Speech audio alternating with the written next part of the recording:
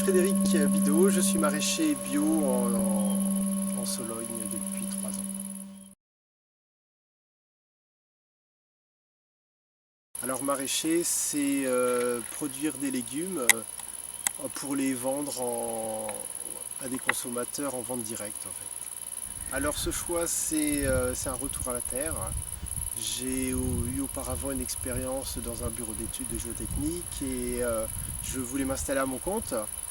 Et l'opportunité de cette ferme de famille m'a permis de m'installer en maraîchage biologique. Pour moi, l'agriculture biologique, c'est l'agriculture qui est normale en fait.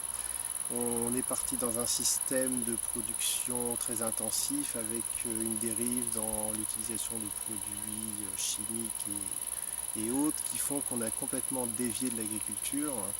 Et pour moi, l'agriculture, elle ne peut être que biologique, c'est-à-dire naturelle, avec l'utilisation de produits, mais de produits naturels, qui nous permettent de remédier de façon tout à fait correcte aux ravageurs et aux problèmes fongiques.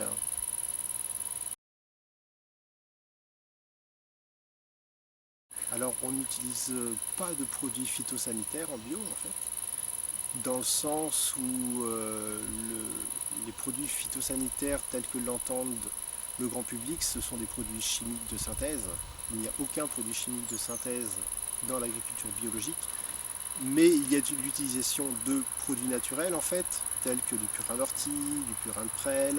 On utilise des plantes qui nous permettent de remédier aux problèmes de fongiques et aux problèmes de ravageurs, tels que les insectes et des choses comme ça, mais ce sont des produits naturels.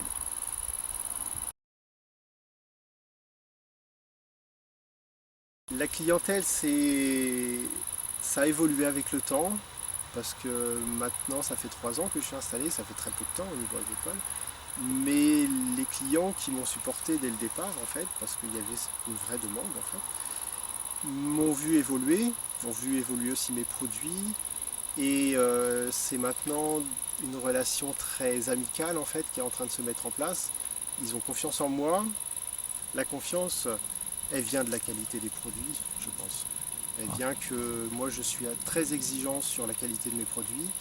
J'espère ne pas me tromper, il m'arrive certainement de faire passer des produits qui sont de qualité moindre, mais j'ai très peu de retours négatifs, ce qui fait que je pense que les clients, quand ils achètent chez moi, ils sont presque sûrs à 100% qu'ils vont avoir quelque chose qui aura du goût, qui va se conserver, contrairement à ce qu'ils peuvent trouver dans les supermarchés, dans les grandes surfaces.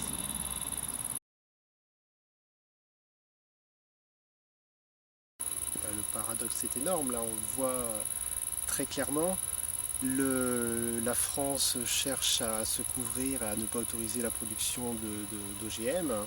Et à côté de ça, on a de l'importation de viande, de produits, de légumes, de produits agricoles avec des OGM et pas seulement des traces. Et tout ça, c'est une volonté très claire de l'État de ne pas vouloir étiqueter, de ne pas vouloir informer la clientèle sur ce qui s'y passe. C'est une façon peut-être plus tard de pouvoir l'autoriser en fait.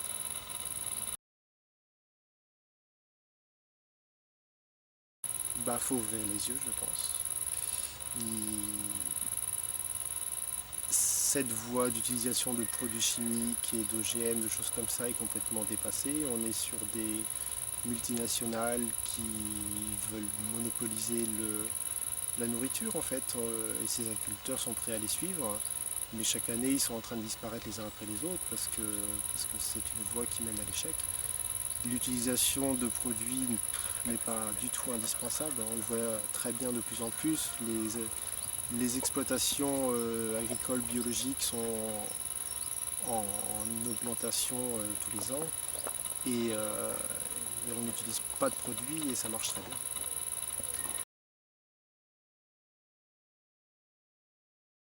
Bah déjà, il faudrait interdire les OGM partout, de toute façon.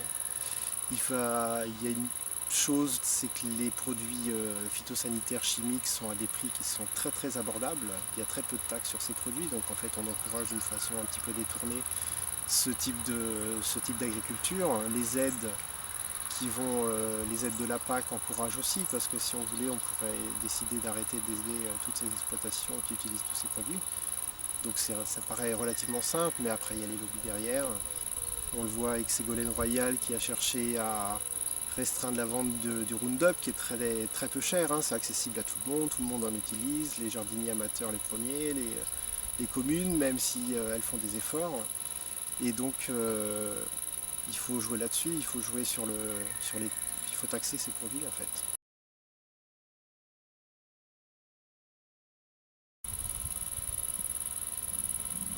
Pour moi, le développement durable, c'est un développement de notre société qui prend en compte à la fois l'aspect économique, l'aspect environnemental et l'aspect social de notre société, voire de l'humanité complètement,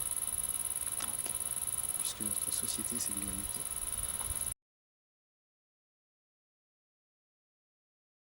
Ce qui me rend heureux, c'est de ne pas avoir de pression au-dessus de moi. Je suis mon propre patron, je travaille beaucoup, c'est clair, mais je décide de ce que je veux faire et quand je veux le faire. Et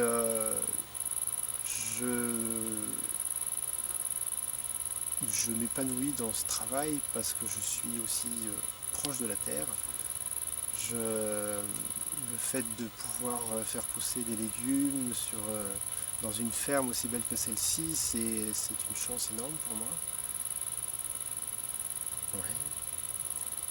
C'est ce qui me rend heureux. Mélanie, tu me rends heureux. Ok. Et pour moi, cette ferme aussi, il y a beaucoup d'animaux. Une ferme va. Enfin, il y a toujours des animaux dans une ferme pour moi. Et c'est une vie qui est vraiment épanouissante parce que ça grouille de partout. Il y a des relations qui se mettent en place entre tout le monde et tout le monde cohabite très bien. Et en fait, c'est un petit peu à l'image de notre société. Je pense qu'il y a possibilité de cohabiter tous ensemble, même si on est tous différents.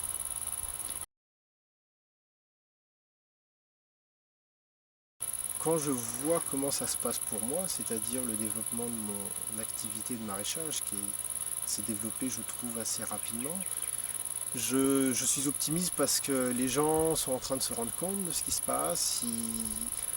Ça va prendre un petit peu de temps forcément, mais ils reviennent aux produits naturels, aux produits directement, enfin qui viennent directement du producteur. Et c'est aussi par la qualité, mais aussi par le lien, parce que je pense que les gens sont en manque de liens sociaux de plus en plus.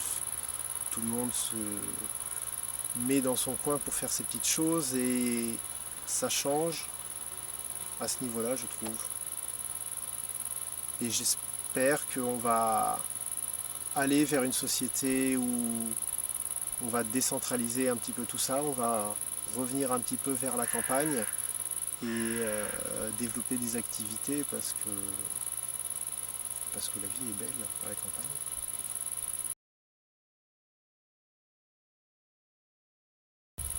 Optimisme.